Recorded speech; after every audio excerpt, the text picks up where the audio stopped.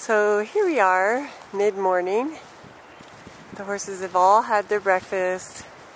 Those that needed any special attention were given special attention.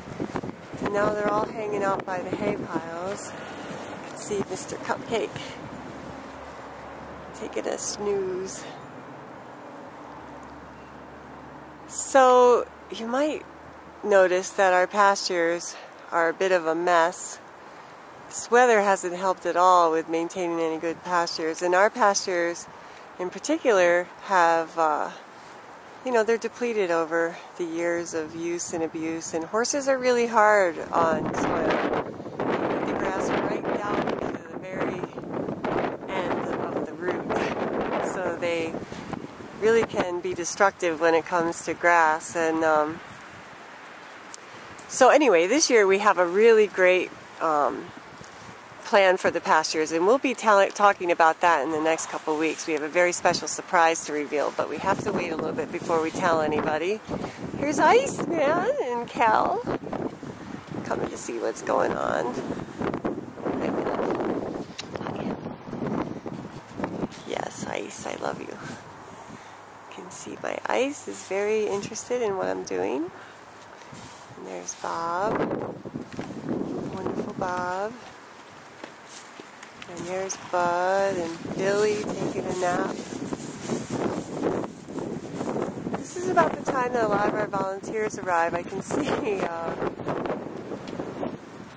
see Carly there taking Thomas, get him ready for his lunchtime. She likes to groom him for a while and read him stories. Carly is a very special volunteer that we have. She has Asperger's, and she talked to us about how working with the horses has helped her, and it was very, very interesting. You can find her story on the learning curves. Really, really great kid, really loving and kind and really helpful around the farm, especially with Tom. He loves to get that one-on-one attention. You can see everybody enjoying their hay. I've had a few people call and recommend some good hay feeders. And, we do waste some hay in this way, although I do want to say that we don't really look at it that way for this soil right now. Any organic matter that we can get into it will be good for when we build the soil later in the season. So we're not so worried about the hay that's getting left on the ground, because that will ultimately help the soil.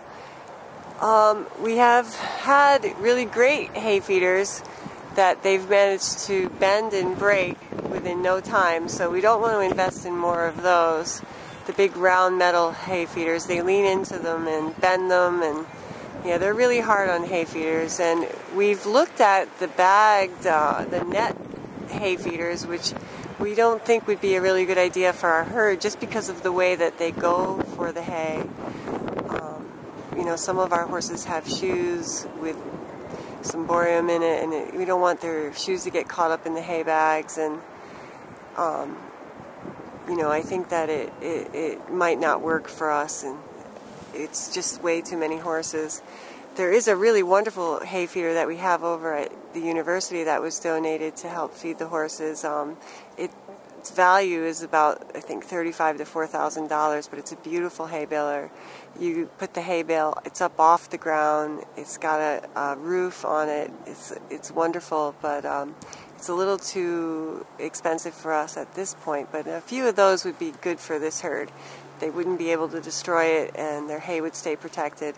Although this herd goes through 3 round bales a day, so we're not really too worried about having to protect the hay for any length of time, since they eat it all up. We get different qualities of hay. A lot of our hay comes from upstate New York right now. We've pretty much bought up the round bales around the area. This next year, some of the local farmers will be growing more hay for us, so we'll have a better supply next year for sure. And if we get our 1,500 herd members, we'll never have to do our hay drive again. We'll be covered in that way. So again, we're giving you a glimpse into the daily operation here. We want you to see the work that's getting done and how good all the horses are doing that are in our care, so that you feel good and proud to become a herd member and take part in making this sanctuary all that it can be, and fully sustainable so that we don't have to bother people for money all the time. So 1,500 herd members. We have 2 so far this morning. We figure it's going to take about 300. So please recommend to your friends, talk to your family. If you are a herd member, thank you for seeing how important that is. And let's try to get some more herd members. 34 cents a day. I think we can all afford that, to make sure that these horses get everything they need. And like I said, once we're done with our herd, we should move on to the next herd of horses and the next rescue, because I know we all need funds to do this work.